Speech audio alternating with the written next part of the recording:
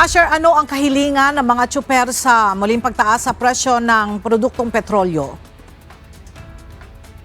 Ela, ibalik sa 55 piso kada litro ang presyo ng diesel para makabawi ang mga driver at kumita. Ito ang patuloy na panawagan ng isang grupo ng mga pampublikong jeepney dito sa Pasay City ngayong umaga.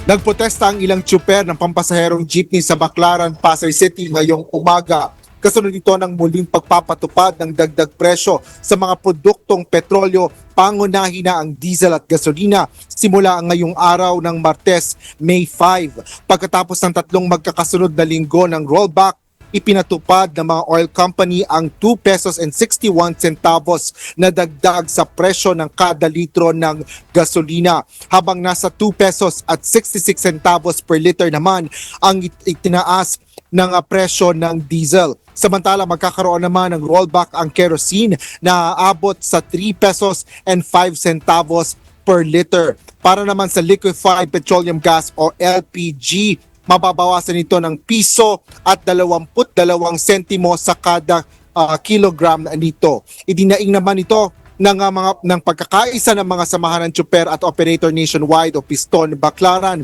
Ayon kay Piston South Coordinator Cirilo Latonero, imbis na ibalik sa dating presyo na 55 pesos ang kada litro ng diesel, ay tumaas na naman ito. Samantalang hindi naman tumataas ang pasahe sa mga jeep na nananatili lang sa 13 pesos ang minimum fare.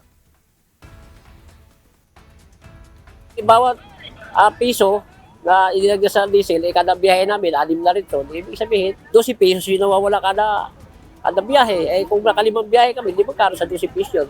Dagdag pa rin sa nawawala sa amin doon sa 500 na higit na pang-araw-araw na nawawala sa kita namin.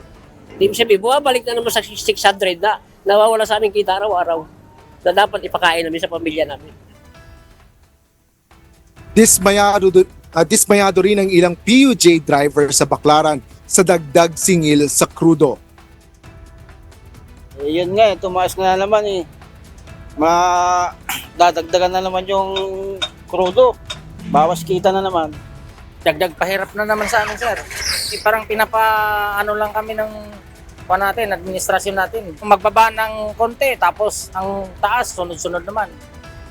Kaya kami talagang pinapahirapan ng gusto ng mga gasoline company.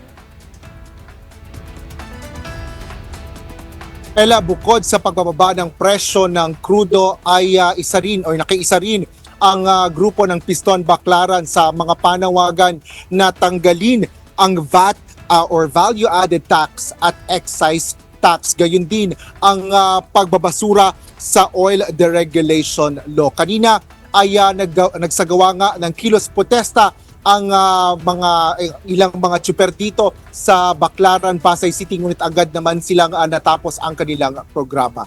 Yan ang latest dito sa Pasay City. Balik sa'yo, Ella. Maraming salamat, Asher Cadapan Jr.